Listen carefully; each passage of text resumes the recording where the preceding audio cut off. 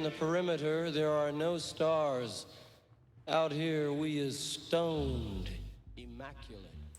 Hello and welcome. This is the C86 show. I'm David Eastaugh. As you know, we love a special guest. This week it's going to be the turn of Bridget St John, who I spoke to find out more about life, love, poetry and all that other groovy stuff.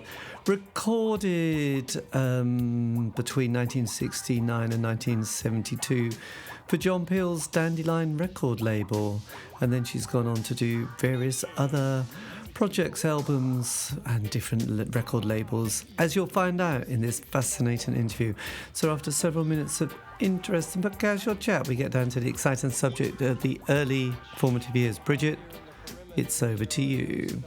Well, if you want to go back to the beginning, my father said I sang Greensleeves when I was 2.5 years old. I think I've always been drawn to music. There was always music in my house, although not the kind of music I choose to listen to now, but a lot of opera, a lot of classical music. And my parents had this massive, to me massive, it probably wasn't that big, 78 collection and one of those old players. And I first heard the Mills Brothers on a 78, and that really turned me on to harmonies and just incredible harmonies I felt that they had. And I learned the piano for a while. It wasn't my instrument. And then I learned the viola for a couple of years, the trumpet for a couple of years, and all the time I'm saying, I want a guitar, and I got one just before I left school, at 17, left school. Because you're roughly the same age as David Bowie and also Lemmy from Motorhead. And so whenever they used to talk about their kind of moment where things really happened, and even John Peel mentioned people like Little Richard and Elvis, did you have, apart from the Mills Brothers, did you have any other kind of artists that you thought, wow, that's kind of really shaking my socks up a bit? I would say there were several moments when my father was a doctor who gave lectures, and he had this really old-fashioned reel-to-reel, not like a Revox or anything, but I used to use it to just sing into, and I would listen to my voice, and I would know that I didn't really sound a lot like most of what I heard. And then I heard Helen Shapiro. Right. Don't Treat Me Like a Child, and it was like, wow, she's got a deeper voice, and it was sort of, that was a little moment, but it was like, it's okay to be you, meaning to be me. And so that was one small thing. And then, I mean, a lot of artists who sang and really had emotion with singing rather than it being fluff music, if you know what I'm saying.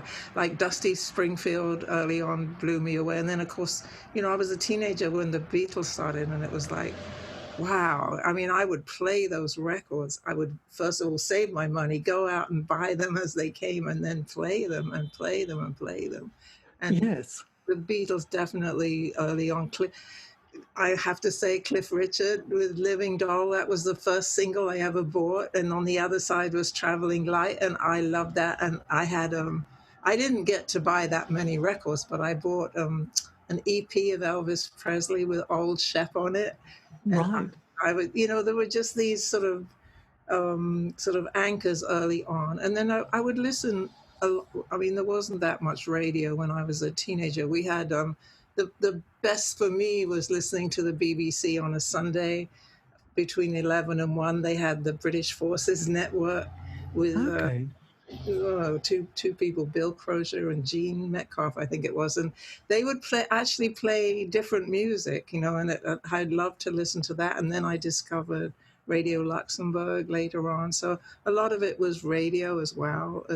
I didn't really know people who had a big record collection. In those days, you could go to the record store and you could actually put headphones on and listen to a single or an album, or some of an album, I guess. So that was the way you heard stuff or asked about stuff. Yes. Was people like Lonnie Donegan or Bob Dylan or early Al Stewart, did they come onto your radar at all? And you think, that's interesting, the singer-songwriter? Lonnie Donegan came on long before Al Stewart. I mean, really, the radio I listened to was much more pop music, or people like Vera Lynn, and, that sort of era, which I liked as well. But I can't Yes. say it really, I don't think, other than everything influences you, I don't think it particularly influenced me. But so Bob Dylan I didn't know about until I went to university, and I joined the theater group there, and that's actually where I learned to play guitar. I just took my guitar into the green room, and I would ask someone, how do you do this or how do you do that, and they would actually let me. I began, the first performance I had was on in a theatrical review that they were doing, so I would just did one song, you know. But that's when I first was introduced to Bob Dylan, and that was amazing. That was like, wow, you can write about anything. You know what I mean? You can actually, you don't, I don't know. I mean, a lot of what the songs that I like, let's say Bobby V, Take Good Care of My Baby. I mean, they're just classic sort of pop love songs. But Bob Dylan was like, anything you're thinking, you have permission to express. You know, whether you're able to or not is another matter. Yes. So what But were your university years? I'm sorry. What were your university years? 65. Wait a minute. 60. Yeah, 65 to 68. Right. Where, Yeah. where did you go to I university? went to Sheffield, which at that time, I mean, I know now it's because they send me their thing. This is this incredible university now. It's doing amazing medical work and research, but it was not considered, you know, top of the line. In fact, I got in through the clearinghouse. I failed to get into any university when I applied. But then when my A levels were okay, I got into Glasgow and I got into Sheffield, and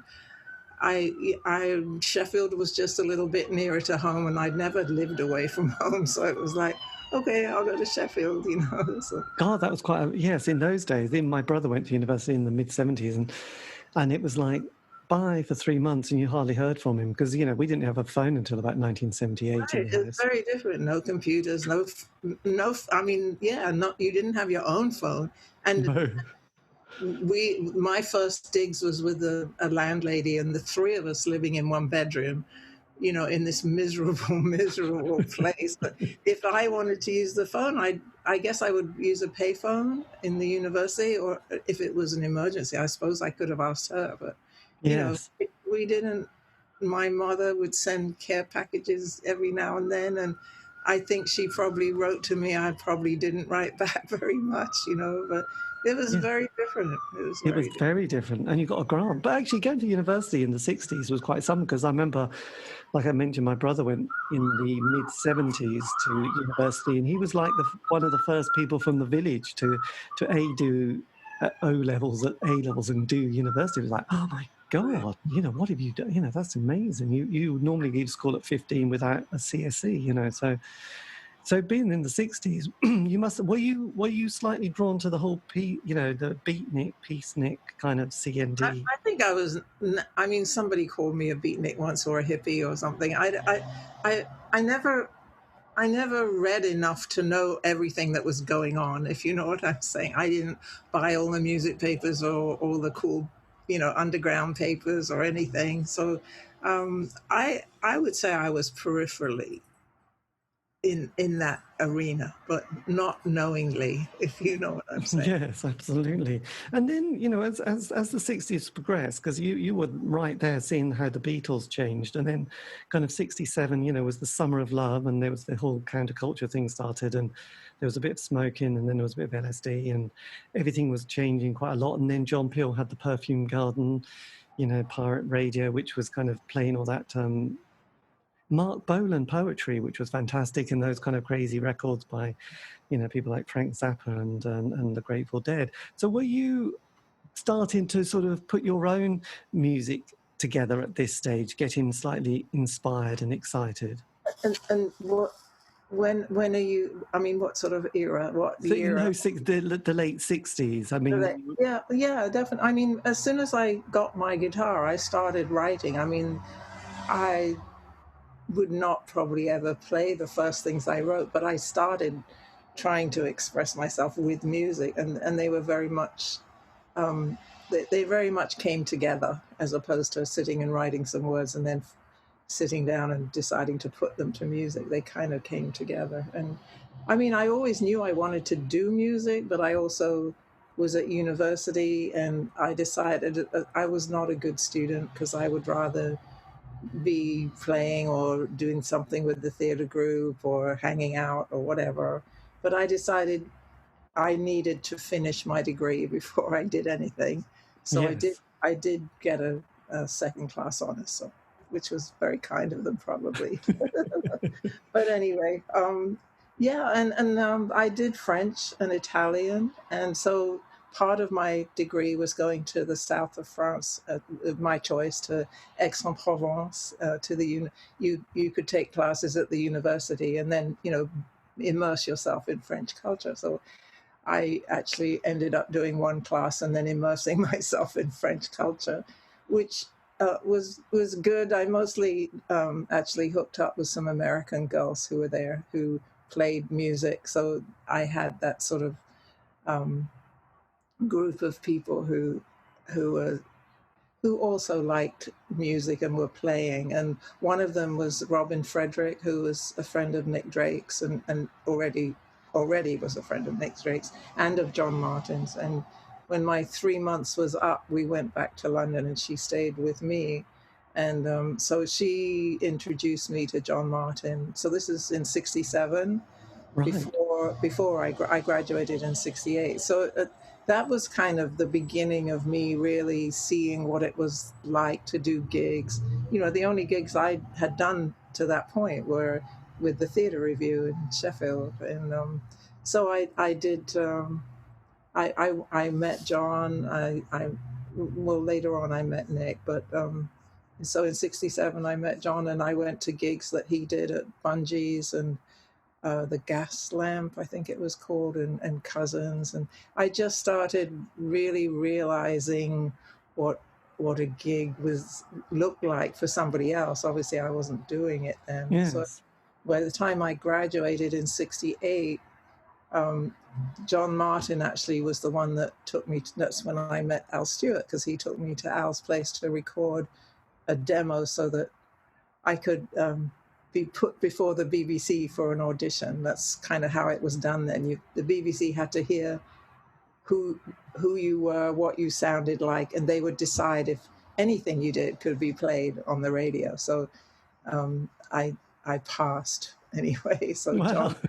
John Peel, I think David Bowie and I both had similar kind of not very positive letters, but it was all right. It was like, well, all right, it's nothing offensive, I guess. So anyway, so then John heard my music and he played the demos I did it with John at Al Stewart's, and that was sort of the beginning of. That was yes, because it was funny you mentioned David Bowie, because actually my first single was Bowie's Space Oddity, which had the B-side of Changes and Velvet Goldmine, and thankfully he was my first love, and I stayed with him for the rest of his life, really, I suppose. But yes, but then going back to his 60s stuff, it was very much like Song for Hermione and all those kind of very folk influenced tracks.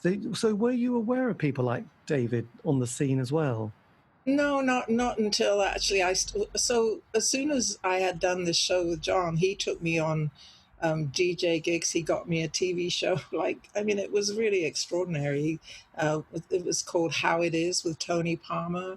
So I did that. Maybe, I don't know. I think I played with John the end of August. So yeah, in maybe 2 weeks later, I was on this TV program, and it was like amazing to me. And then he took me on some of his DJ gigs, and then I got gigs that he was the compere for.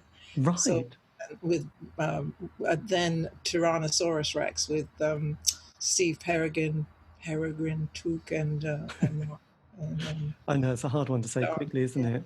My God, because I was going to say your focus was very laser-like, wasn't it? At this stage, determination.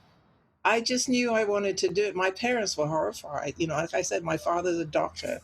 My younger sister has just retired as a doctor. My older sister was like the head girl at school and went to Cambridge and did voluntary service overseas and all this stuff. And I just said, I want to do this. And well, how are you going to make money? I said, I don't know, but I will. That's kind of been my life. It's like, go for it. I mean, obviously, I was lucky I could live at their home and not. I wasn't homeless or anything. No, I look absolutely. back at the money I earned, and it's. I mean, I know £20 then was probably like £100 now, or something, maybe more, but it doesn't seem enough to have been able to pay rent. Although I gave my parents something, I sort of gave them a percentage of whatever I made. I gave them, so it was Yes. a lot. And I guess at that stage, because you'd recorded those 4 songs, hadn't you? The John Martyn one and the Joni Mitchell song. So you obviously started to be part of the singer-songwriter kind of group of people. Yeah, it's probably by default. I mean, that wasn't a plan of mine. I mean, a lot of it has to do me actually being able to move forward has to do with John Peel and John Martyn. Initially, John gave me my first gig at Cousins. That in those days, one musician would be a host for the evening, and then they would bring the musicians they wanted to play throughout the night. So that's how I got my first gig there. Yes. Yeah. And that was quite amazing because obviously John Peel at that stage, I mean, he goes on to, he had that 60s moment, and then in the 70s, I suppose he was going through quite a few, like people like the Grateful Dead and various prog stuff, and then he kind of gets punk, and then he does rap music and indie music. So he's become this kind of an amazing icon and a sort of a gatekeeper for music, really. I mean, that's the one thing about, I suppose, the music from that period and on to the 80s and 90s was that there were these gatekeepers, and you had the music papers and you had DJs like John Peel who had this fantastic reach. So having someone like that almost kind of giving you so much support and encouragement must have felt fantastic. Oh, and especially looking back on it, I don't know that I didn't know anything else. Do you know what I mean? At the time, which meant I was hugely grateful, and I felt very safe and very comfortable. When I look back on it, who has that now? And especially the way things are now, I don't know that I would make it if beginning again now. If I was 21 again and beginning now, I don't think. I look at all these programs, The Voice, American Idol, all these things, and people have they're like they've got their social media together. They've got. I'm not very interested. I have a Twitter account. I have an Instagram, but they're kind of neglected by me. My daughter does stuff on my behalf, but I'm just. I wasn't brought up with all of this around me. So I just have a different sensibility towards it all, I guess. Yeah, it's a difficult one to get kind of excited by, really. But then, John Peel, starts up Dandelion Records, which, and you are you the first release on the on his Yeah, I label? believe so. Yes. Yeah, That I must think have. To Be Without a Hitch, and yeah. Pardon? To Be Without a Hitch was the single they put out from Ask Me No Questions. Yes. Yeah. So can you remember that process coming together? Did you have all the songs and all rehearsed and just had to sort of record it very quickly? Um, I, I don't know about have to, but I think because I was never aware of budget or whatever, but all I know is we went to the CBS studios on Old Bond Street into this really small control room, and so it was me, John Martyn, John Peel, um, Simon Stable, who for some reason could not be called Simon Stable on my album, so was Dominic, and a friend of mine, Rick Sanders, not the Rick Sanders from Fairport Convention. So there was us there, and I played what I knew to play. Do you know what I mean? It wasn't like I had no sense. I'd never been in a recording studio. I mean, I'd been to Al's and I just put down my songs, and really, this was a longer version of putting down my songs. And Yes. John Peel produced it, and I had people around me that I knew and I felt comfortable with. But it was, I mean, I listen to it now and I go, wow, I should have had new strings on my guitar. I mean, that's how unaware I was of sort of the sound of my guitar as I hear it now, anyway. Yeah. And it's got such an amazingly iconic album cover, hasn't it? Who took the photograph? I actually did that. That was me, and that was partly because Dandelion was. We are here for you as an artist, and we believe that you will grow. And there was nothing like like the business became anyway. It was, and which is maybe why Dandelion didn't survive as long as people hoped it would, Yes. because it didn't probably make a lot of money for people, but we were given free reign, and that was, I had that, what is it called, letter set thing where you can just a stencil, and so I did the lettering, and I had the picture of me, and then me with my father's mother, my grandmother, and it just seemed to. I don't think I wanted a picture of me as a grown up on it for some reason. Ask me no questions. It's like listen to my music. Yes. Yeah. And it was an interesting time because during that period, sort of the post 60s, obviously, there had been the kind of the death of Jimi Hendrix and Jim Morrison and Janis Joplin and Altamont. So the 60s kind of came to a bit of a sticky and messy end, as most scenes do. And then the 70s, I just remember from stories, I suppose, and researching it a bit, there's a kind of a movement back into the countryside. A lot of people were kind of forming communities and sort of, and in East Anglia, there were these kind of the fairs and festivals like the Barsham fairs and the Albion fairs. A lot of people were starting to rediscover or wanting to discover going back to the land. A lot of people were becoming potters actually in East Anglia, getting into kind of making pots. So you captured a certain vibe, didn't you, with your kind of acoustic-based music with kind of quite sort of heartfelt lyrics. Were you picking up on that kind of movement yourself? No, really not. It was just who I was. I I can see things in retrospect, but at the time I'm just in them. I'm not saying. I mean, now I'm so much older that maybe I can see the context of what I'm doing and everything. But back then, no, I was very, very green, very innocent, really, of the workings of the music business or movements or anything. I Yes. mean, I remember about 67 and the Summer of Love is basically, I was in the south of France, and the one piece of music I really remember hearing there for the first time was Whiter Shade of Pale, which completely blew me away. I still to this day love it. But Yes, I absolutely. don't, I did, I've never had an overview of, I never had then an overview of sort of where I fit in I mean, I knew I didn't fit in actually to lots of things. I never played folk clubs.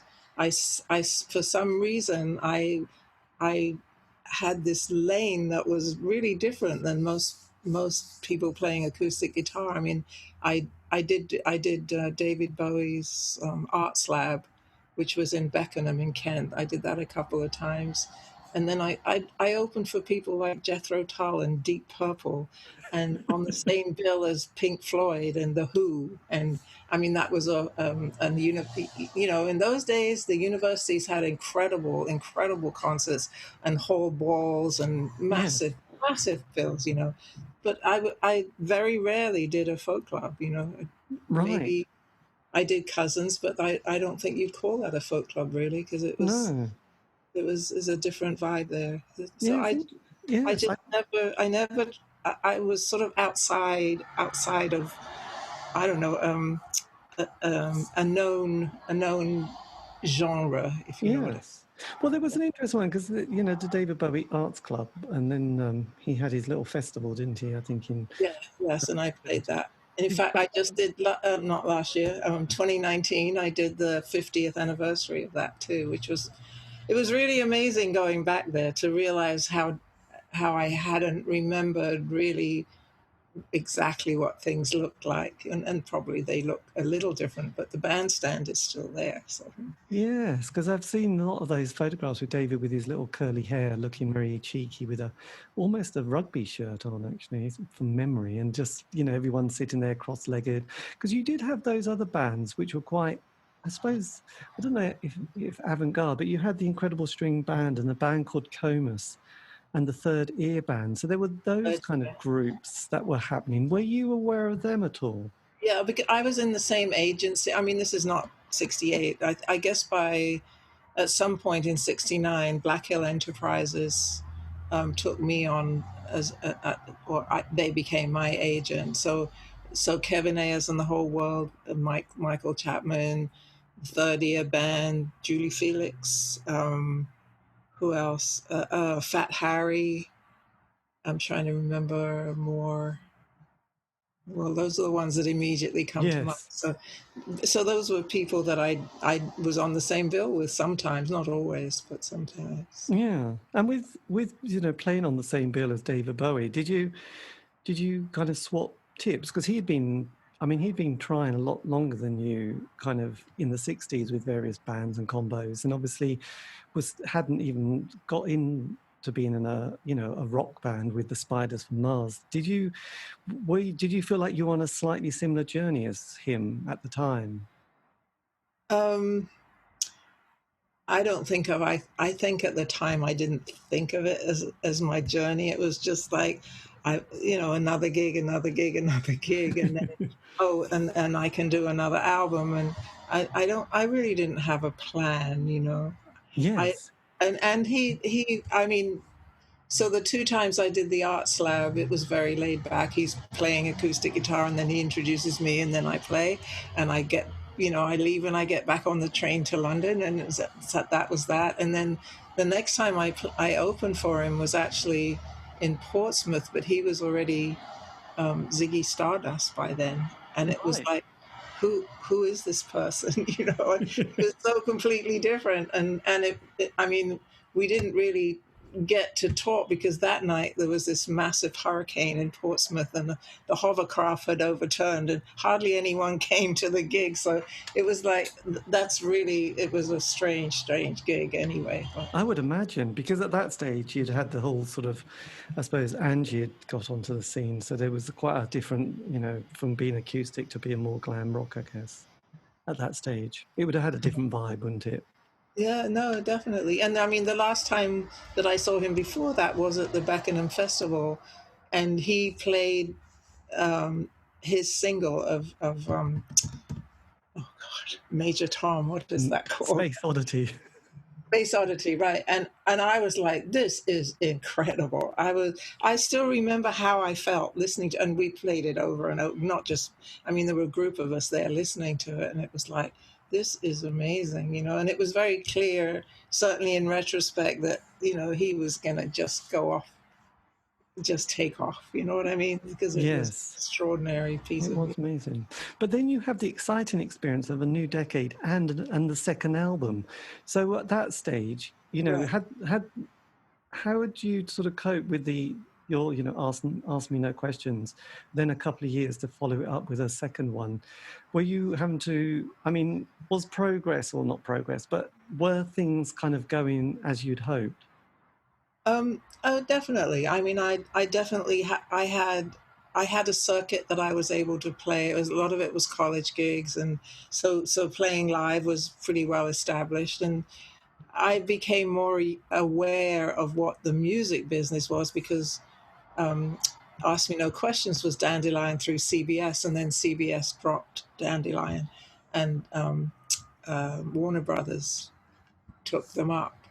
And so it was made very clear to me that I should have a producer for the album, and meaning a producer as opposed. Yes. I love what John did, but apparently that didn't make enough money. So people around us on Dandelion were making it clear to us that you know um, things needed to be a little different. So I actually had an interview with Paul Samuel Smith, who was doing Cat Stevens' album, Right. and Cat Stevens was there when I went to meet him, and I think he was really interested, but I also think he wanted too much money relative to the budget that was set aside for me.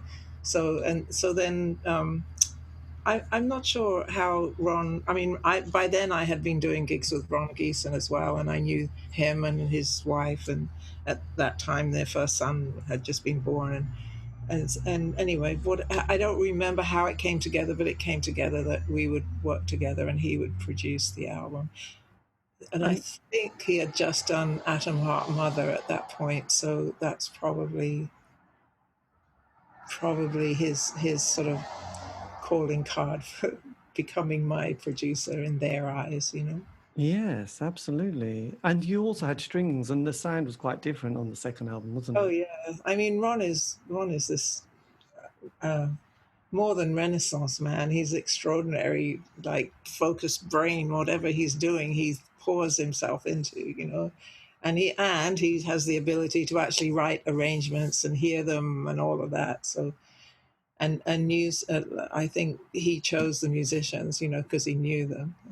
Yes, God, that's fantastic. So look, as the decade was whizzing on, you have because one thing I noticed doing this show is that there's like normally bands have 5 years, and this is kind of a lot of bands from the 80s, but they get together, they have that first single, John Peel plays it, they get a John Peel session, things are going well. First album, things are still going well, and then lots of touring. The second album is getting a bit exhausting. And then sometimes by the third album, everyone's just had enough. So 5 years. But you sort of follow up, songs for the Gentle Man with a third album really quickly. So you must have been on a really, quite a creative flow at this stage. Yeah, I think once I had the outlet for actually performing, it just came. It's not something I plan. I don't write like that. So I feel most of my songs are given to me, in some form or another. Not that I don't have to work on them, but I don't sit down and think. I don't religiously write every day. I don't sit down and have an idea for a song and then let me try and do it. It's just they come, So like Yes.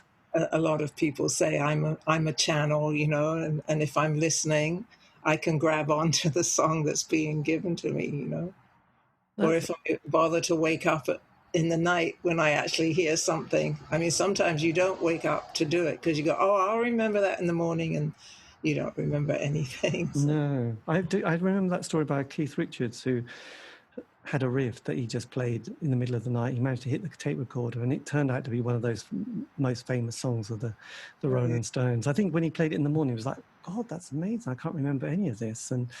But then realised it I think that's really true, because I've written stuff down half asleep, and I've gone, okay, I've got to write this down. And I write it down, and in the morning I go, wow, where did that come from? Or I don't travel this. I've traveled the subway twice in the last year, but I have liked traveling the subway because I find a lot of stuff comes to me just being in between A and B. I'm nowhere at that moment, and so I'm more open to suggestion, I guess. Yes. Well, that's interesting, because I think there was a songwriter recently who I was listening to. Oh, I think it was Steve Earle's son. I think Justin Towns Earle. And he said that he picks up a lot of songs from overhearing conversations. So he's always scribbling on napkins and then sort of trying to... I mean, do your songs come like that, or is it much more sort of just kind of in a subconscious way? They come in several ways. I mean, I can hear someone say a phrase and I'll go, oh wow, and I love language. I love language that is poetic. I mean, I don't mean every single word of everything that people say, but it's just it'll be a phrase that someone says and I'll write it down. And sometimes it doesn't go beyond writing it down, and other times it becomes something else. And I mean, I haven't recorded it yet, but I've rewritten America the Beautiful, and it's not something I sat down and said, gosh, I've got to rewrite this song. But it started coming to me. It was like, where is this coming from? And I started it a long time ago, and nothing I wrote that far back actually survived. And then when Donald Trump got in, I was like, I really want to finish this, so I have finished it and I've performed it. Yes. Hang on one second. Get My this God, cap off. That's a big cap. Yeah. So, do you find that with almost channeling and getting songs, do you find that you then have to work and to complete them, or do you sometimes find that they're almost? No, I don't. They never come completely whole. But I can.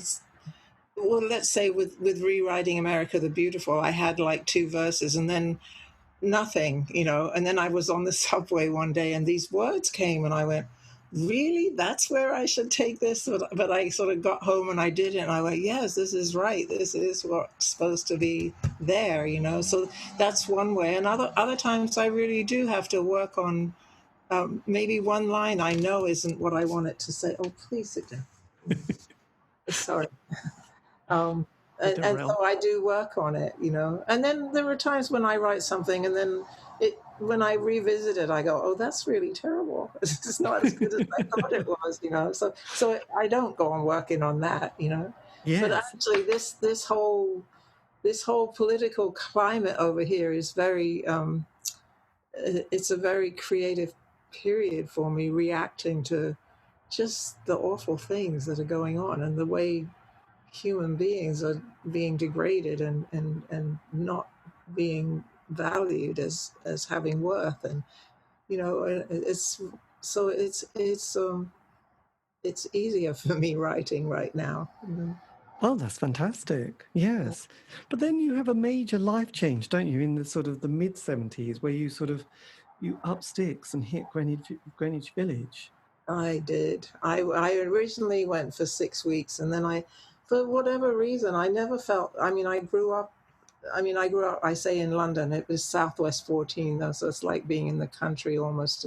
It's an hour's drive into town, as we used to say, and so I never really felt super at home in London. But when I came to New York, it was like I was meant to be here, and I felt very comfortable, and it's very very fast. Well, in the 70s it was very different than it is now, but it was very it was kind of rough in the 70s actually, but very creative, and very there's a lot of clubs, but it's all in a concentrated space. The island of Manhattan is really not very big when you look at the miles and miles of London and how things are spaced out. And so you have all this opportunity to experience stuff in a small area. So New York in that state, that period, it almost been sort of left, hadn't it? It was kind of going badly wrong, wasn't it? It was almost bankrupt, yeah. It was very really bankrupt, but interesting.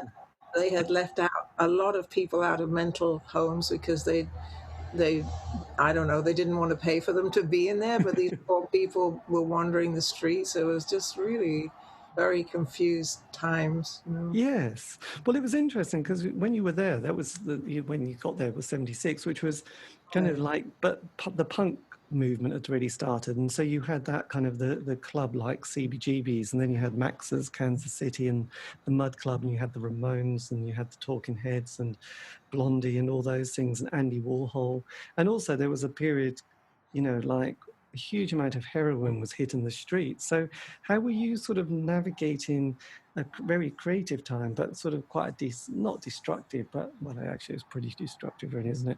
So how were you sort of going from London to suddenly this? How did that sort of sit with your kind of self? Well, when I first got there, I knew two people vaguely because they liked my music, not because I really knew them. And one was a writer for Billboard, Ed Kelleher, and one was Ann Patil, who worked for Judy Collins, and I'm not sure if it was Warner Brothers, but anyway, she was in the business. But I didn't know them well enough to, just see them all the time or anything. But Stefan Grossman was a friend of mine, is a friend of mine, and your mic's just gone slightly. Oh, I think your cat. This guy, come on, get down. You need to get down. Go on, go. I think your cat just stood on it. I'm sorry. He just loves to be part of everything. I can think he's got a lovely towel. He's got a lovely. Oh, Stefan Grossman, who's also a singer at times. Stefan, yes. I mean, he's an amazing guitarist and sings, yeah. And in fact, I saw him a couple of years ago. He lives in New Jersey some of the time, and I think he's stuck here during the pandemic now. Yes. But anyway, he had his parents had offered for me to stay there, so I ended up.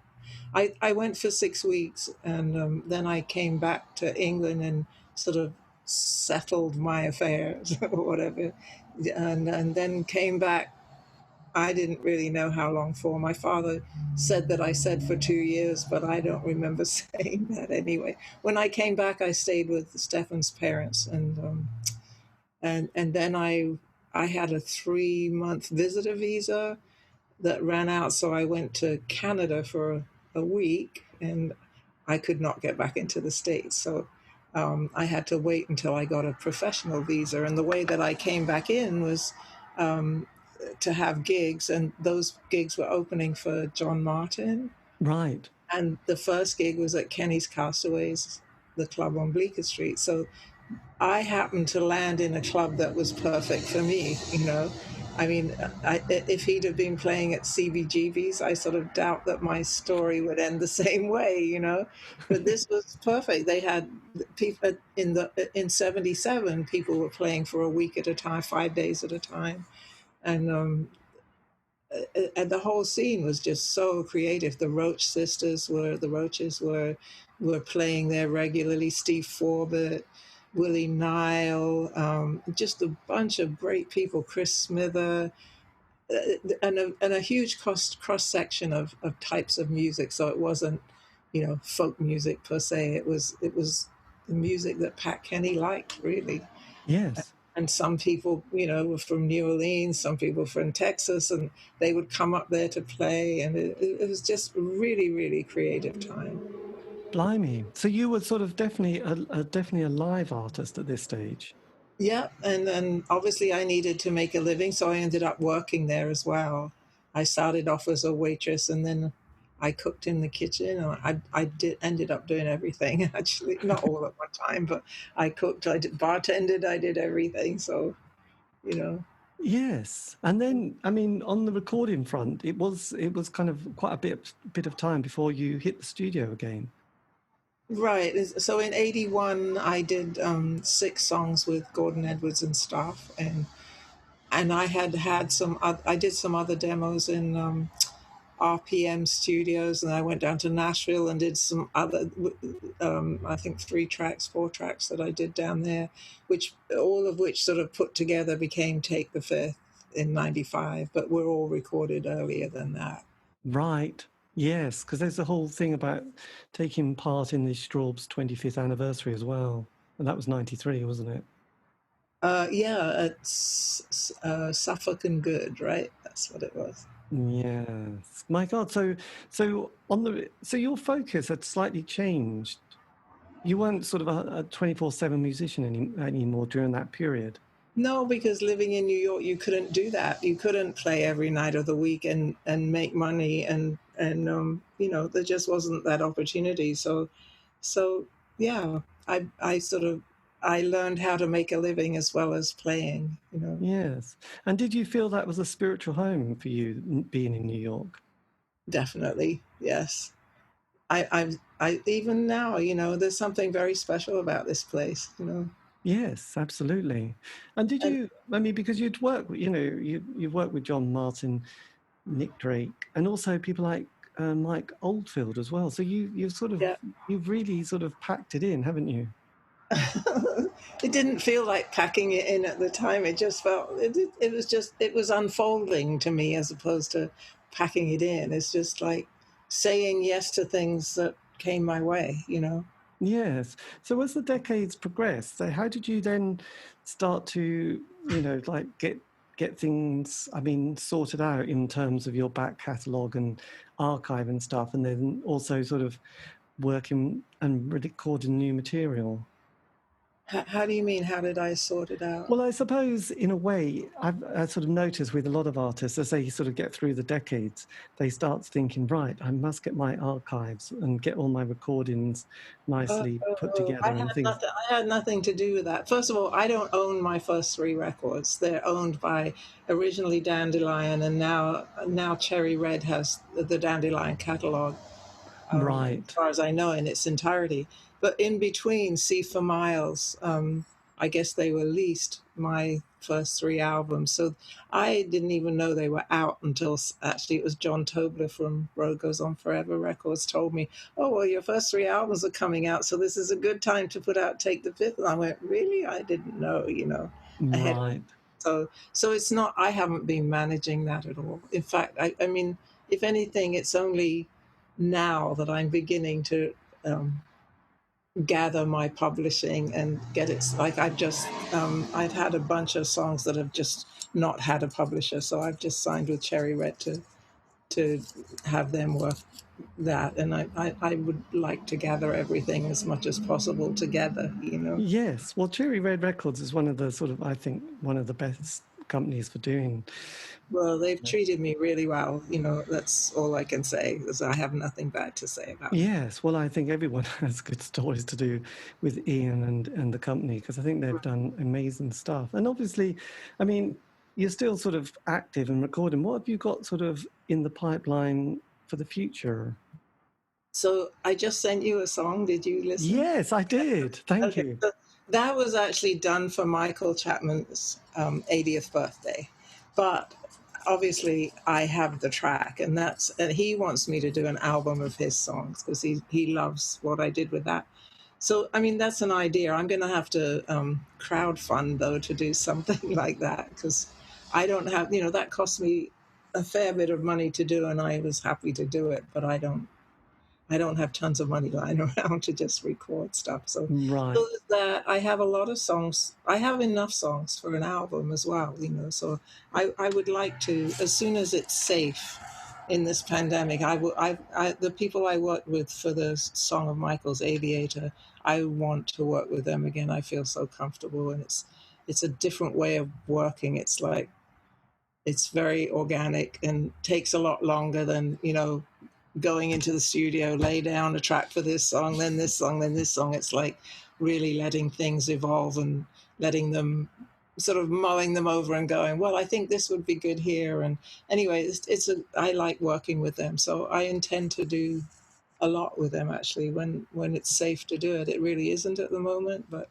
No, it's not good at all. But the interesting thing is, and I've noticed this in the last 5 years, is that there's been an amazing amount of music documentaries that have come out on various artists, from, you know, people like Shirley Collins to a band called the Nightingales and The Wedding Present, a lot of indie bands, and people been writing books. Have you been wanting to sort of document a lot of your kind of life and work, you know, because a lot of times people have got quite a story to tell? hang on, I'm just going to tell them I'll call them back. So it doesn't. Okay, yes, that's fine. Hello? Oh, okay. I think this is spam anyway, but I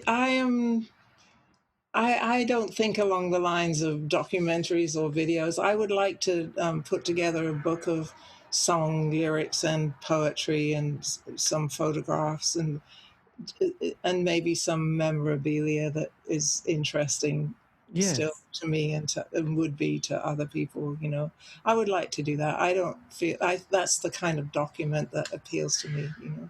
Yes, because I mean, there isn't much video of me anyway, I don't think. I mean, whatever there is on YouTube already, probably, you know. there wasn't a lot of footage in the 70s, was there? But I did. Have you felt that the interest in your work and your early, you know, obviously going right back to your debut album, has that grown over the years? Because I did notice on Spotify you get like 41,000 listens a month, which is quite a lot of listening. Wow, I had no. See, I'm not checking these things, which is a good thing. I'm supposed to just do the work, as far as I'm concerned. But I just realised 41,000 people a month are listening, and that's just on Spotify. So obviously the fascination with your work is enormous. I definitely feel it's a.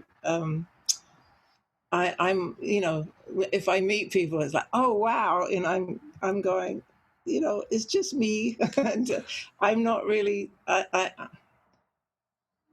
Yeah, I'm just really grateful that people still want to hear my music, and it makes me feel good that I've always said it's about the work, and the work will speak for itself. You know, if I write a song, I can't control what happens to that after.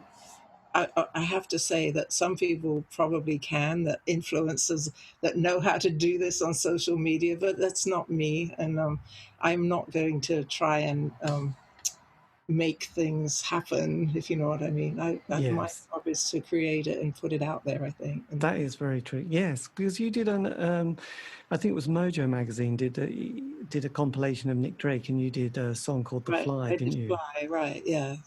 Do you are sort of do you enjoy sort of covering other people's material? Yeah, I really do, especially when someone's asked me to do it. It becomes this real challenge. I mean, with Nick's song, I actually wanted to do Northern Sky, and somebody else had chosen it. And so I chose Fly because I knew it was a stretch for me because I had never sat down and played it. And I really, really I just for days and days, I just sort of like a sponge, I just soaked it in, really looking at the words and putting myself back in that time when I knew Nick and who he was, and or as much of who he was that I understood of him anyway at the time that he wrote that. And I I felt really close to him and the song by the time I actually recorded it.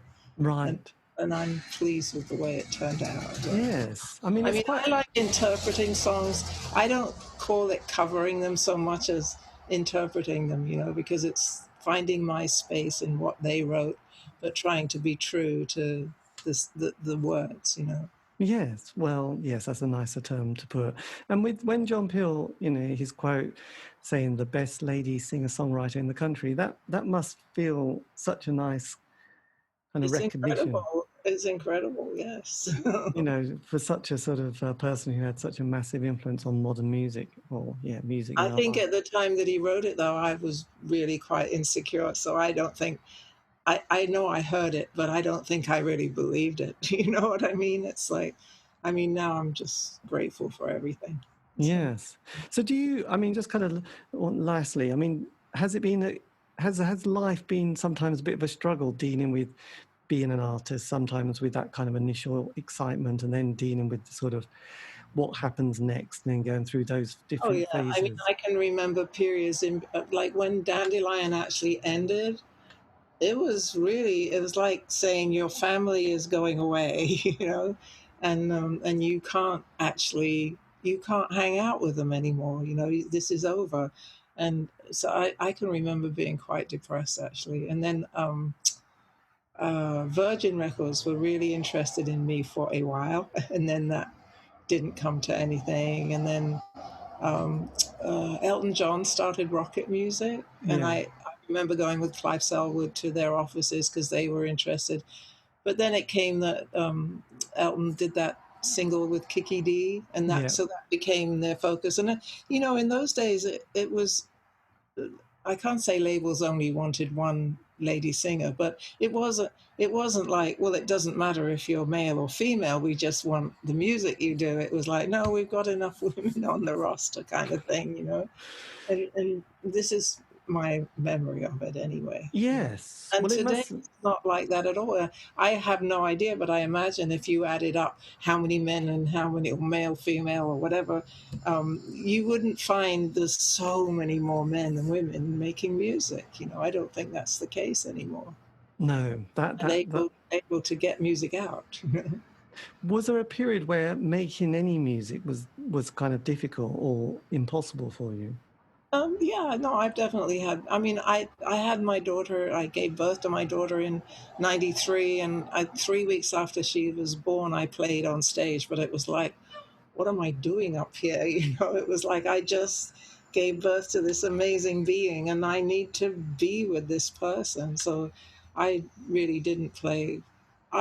So '83 to '95, I really did very little live, or it's not that it's not always going on in my head, but in terms of actually being proactive about gigging or anything, I didn't at all. So, Yes. God, yeah, and that was tough sometimes. I can remember being really jealous, because I'm working in a nightclub and I'm watching people playing and I'm not doing it, and I knew why I wasn't doing it. At the same time, it was like, I want to be up there too. But it you do things in the time you're meant to do them. yes. Did you sort of, when you saw people I sort of remember in the 80s, you had, Susan Vega and Tracy Chapman and Michelle Schott people like that, did you sort of suddenly watch them and think, God, yes, that's kind of what it was like for you in the sort of late 60s? No, I can't say I felt, oh dear. I can say that what I felt was, I really want to get back to this, but I wasn't ready to. I mean, Tracy Chapman played the bitter end, and I met her, and she blew me away. I thought she was incredible, you know. And but it, I didn't think, oh dear, you know. I just thought, you know, this. I can't remember exactly what I thought, but I always know that things will work out, you know, and because that's how my life has been eventually, for whatever reason. And Yes. I sort of trust that the universe is working as it should, you know.